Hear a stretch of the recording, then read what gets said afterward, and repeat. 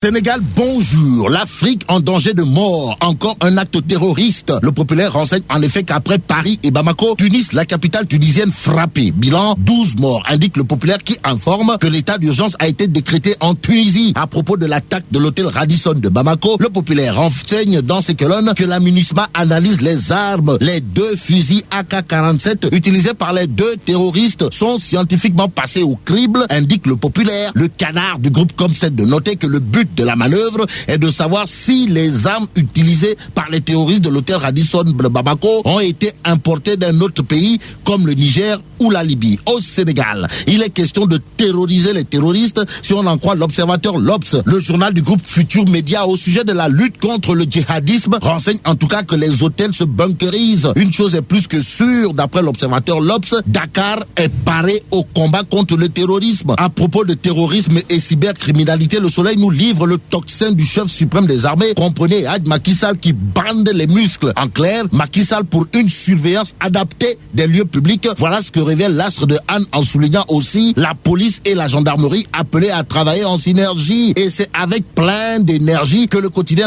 nous informe qu'à 6 jours du grand Magal de Touba, l'État hausse le niveau de sécurité dans la capitale du mouridisme. D'où le titre de l'As quotidien ce matin, à savoir Touba bunkerisé. Et selon monsieur le ministre de l'Intérieur, Abdoulaye Daouda Diallo, dans l'As quotidien, de 800, on est passé à 1400 policiers, sans compter les gendarmes et les renseignements. Ce que nous renseigne le Populaire porte sur justement les 3 dimensions sécuritaires au Magal 2015, le tout dans un contexte de menace terroriste. Bon, ce qu'il y a lieu de retenir d'après la Tribune porte également sur la psychose du grand Magal prévu dans la ville fondée par Cheikh Ahmadou Bamba. En tout cas, le journal du groupe des médias affirme que le nombre de policiers passe de 800 à 1400 pour le Magal de Touba, et c'est tout haut que le maire de Dakar, Khalifa Sall, affiche désormais ses intentions et ses ambitions si on en croit la Tribune. Le canard du groupe des médias révèle qu'en visite chez le Khalif des Mourides, Khalifa Sall sollicite la clé du palais de la République. Alors, monsieur le maire de Dakar n'a-t-il pas les yeux plus gros que le ventre ou le ventre plus gros que les yeux? Pour l'instant, c'est dans le blanc de l'œil que regarde le ministre Mame Mbaye Niang à la une du journal Enquête avant de cracher ses vérités. En vérité, avec Mame Mbaye Niang, ministre et responsable APR dans Enquête, le journal qui déclare Macky Sall a raison de se fâcher. Alors, pourquoi? Eh bien, parce que d'après Boy Mame Mbaye Niang, toujours dans le journal Enquête, le défaut d'engagement de certains responsables face à l'agression de l'APR a déjà été dénoncé à plusieurs reprises. Aussi, une certaine élite est pervertie pour des raisons que personne ne sait, selon toujours Mame Mbaye Niang dans Enquête. Retenons tout simplement que le journal Enquête est avec Mame Mbaye Niang, ministre et responsable de son État, qui approuve la colère de Macky Sall liée au fait que certains de l'APR préfèrent se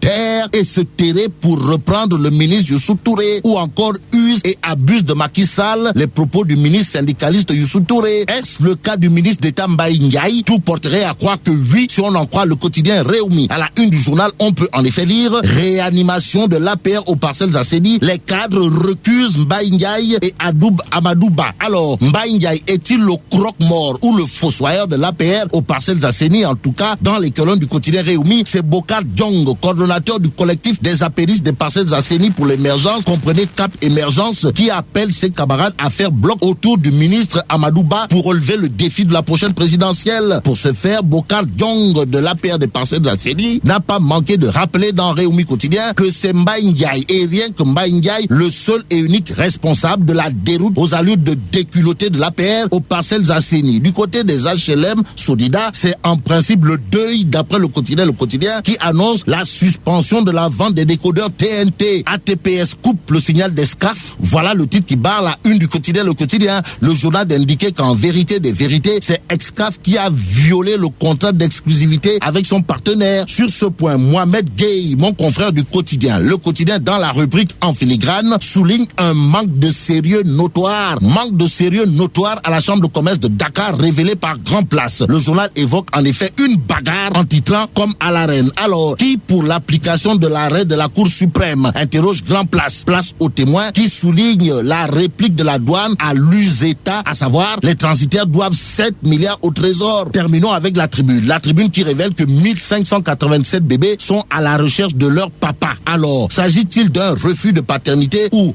d'une fuite de responsabilité? Voilà la question. En tout cas, 1587 bébés à la recherche de leur papa, de quoi souligner qu'il y a des gens qui refusent de payer les pots qu'ils ont cassés.